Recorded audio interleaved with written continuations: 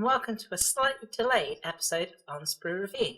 My name's Violet, and today we're going to be taking a look at the Genestealer Cult Reductus Saboteur, modeled by Games Workshop for the Warhammer 40,000 system.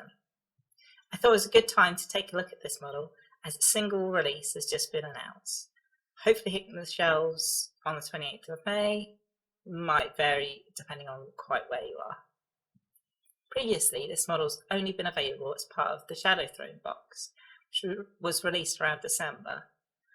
That's how I got hold of mine.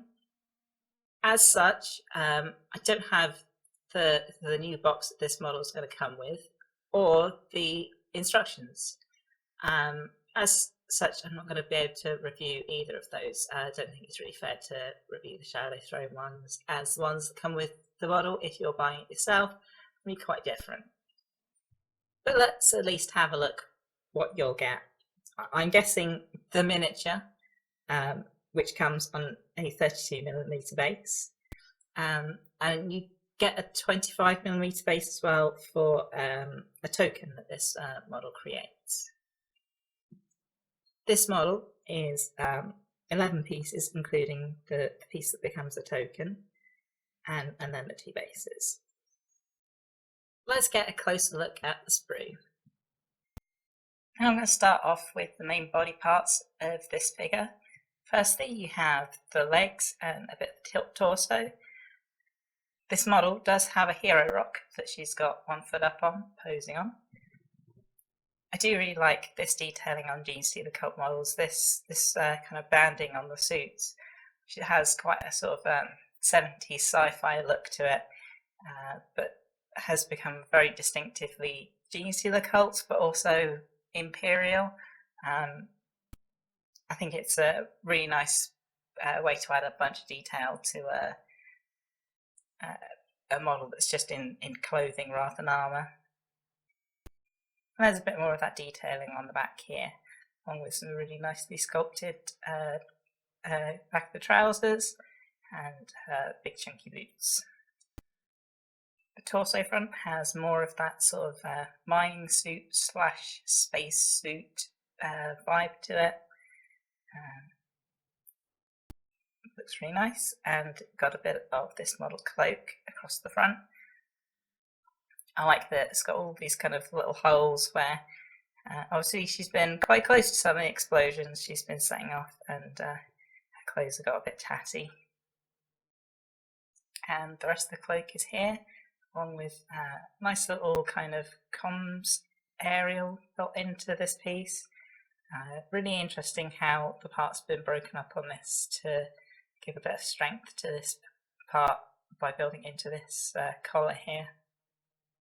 You've got this attachment point for the backpack here as well. So this model ends up quite multi-layered. You have kind of the core piece of the torso here, the front to it, the back piece, even though some of the back is modelled on the main body of with the legs, and then you have a backpack as well. So you end up with lots of different layers of detail, which I think really improves the look of the model. Since I just mentioned it, let's have a look at the backpack. I think this is really nicely modelled. Lots of, it's kind of disorganised. Everything's mismatched, a grenade and a mine, and they're all, it's obvious that the Genestealer Cult aren't working with kind of a standard supply line. They have one of each thing rather than a crate of each thing. Model also comes with some interesting little tools and such, like some little pliers and some more home-looking improvised explosives. And I think these are meant to be mining blasting cap type charges, which appear on quite a few Genestealer Cult models. Really nice to see these little clusters of detail being separate parts. Means that either you can put them onto other models, but primarily just means that they look a little bit better. When these are all moulded into the model as one piece, it just sort of gets a bit smeary and you lose detail. You do get a choice of head with this model, either one wearing a pair of goggles, up on her head, or one where she's again been a little bit close to those explosions and a little bit charred on one side of her face. I love extra variation on heads. Even if you don't use these both here, you've got a nice new unique sculpted head for another model in your Genestealer Cult army, or if you're including multiple of the same character, you can have them look a little bit different without having to do any extra work. You just stick in the different head. Now let's look at one of many of this model's arms. Really nicely done, rolled up shirt. I quite like that kind of working aesthetic. She's got a little chrono. I think they end up getting called in the 41st millennium, but a watch. Very useful when you're setting timed explosives to know what time it is. And again, another kind of mine kind of looking explosive, but different looking to all of the others. I'd say everything's kind of a lot of variety, which makes the model look more interesting as well. They could have just made one mine design and repeated it all over this model, but no, that's another unique design. Let's take a look at the other set of arms. As she does have three, I think I would go for three arms. It'd come in handy. In one hand, she's got this nice little remote detonator, nice button to press, make things blow up. And the other hand is resting on this very old-timey looking detonator. I really like that they went for something that looks like it should be in a Wild West or kind of World War II era film. The kind of like wind-up detonator. Very, very cool and very evocative of certain movies. And I love that it's been modelled to look a little bit beat up. This plate on the other side only being held on with 3 of the 4 rivets. This one's just an empty hole. And the plate being a bit battered. It looks like something that the cult's kind of either been using for a long time or has been dug up from some ancient store and put back into working order for the cult. And the last piece on the sprue is this rather nice piece here that's used as part of a marker in-game, but you could use it for all sorts of things as part of a diorama or all sorts. I think there's a lot of opportunities to use this.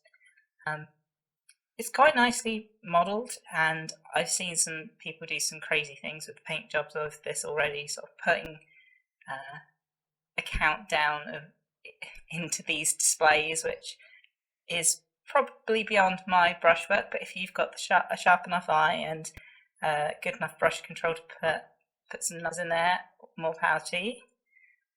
And once again, you've got kind of this mix of big square blocks of explosives and these kind of like round tubes of sort of dynamite looking stuff. And mixed detonation techniques. You've got this kind of cord here and an aerial for remote detonation. Yeah, it's a really nicely modelled piece, and I really like the amount of detail that's been put into this side, even though it's being modelled in quite an awkward angle. We've still managed to get a lot of detail in. Well, all in all, that's a lovely little sprue. A really nice model, really nice bit of sculpting. It's a bit of a surprise that it's taken quite so long for it to be released separately. I think that's just an ongoing supply chain issue, which Games Workshop's only got so much control over, as they're using they use external companies to do things like produce boxes for them. If they can't get the box, they can't sell the mini. I've already seen some really nicely painted versions of this mini, but I can see quite a few of the bits of this being used in conversions for other things, like the backpack. Make a really cool backpack for a Imperial Guard demolition specialist for Kill Team. If you've got any ideas for conversions for this mini, I'd love to hear them in the comments. If this review has been helpful, if you could give it a like, that would be much appreciated. If you want to check out more of my reviews, there's already a bunch of them on my channel, and if you subscribe, you're going to be first in line to see brand new content.